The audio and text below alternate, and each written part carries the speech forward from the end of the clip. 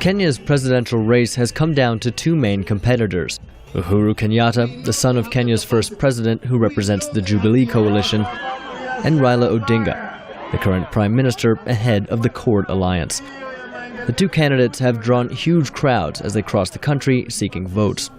Some of their most vocal supporters gather on a street corner in Nairobi in a so-called People's Parliament.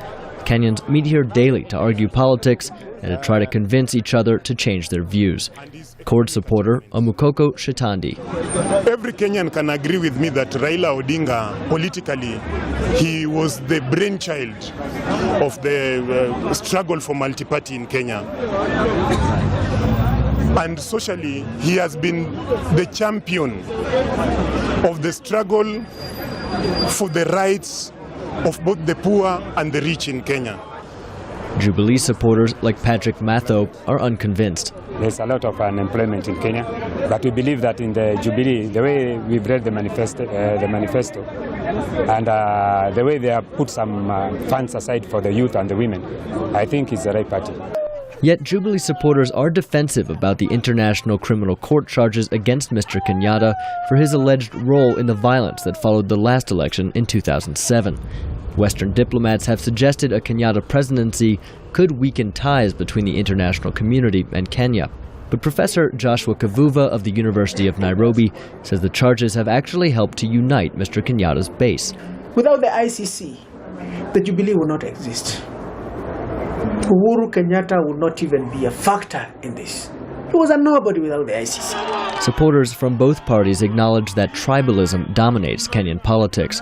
Mr. Odinga, who is part of the Luo tribe, is relying on votes from his supporters in the western part of the country. Mr. Kenyatta depends on the Kikuyu tribal vote in central Kenya, but Professor Kivuva says the role of tribe is largely misunderstood. Actually, Kenya has never had tribal politics. That is the biggest misnomer that has been perpetuated all the time. Kenyans vote very much on ideological basis. It's only that ideology and tribe converge. Other candidates have tried to change the political conversation this year.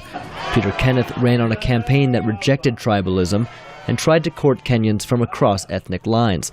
While he has been popular on the campaign trail, he has ranked near the bottom in recent polls.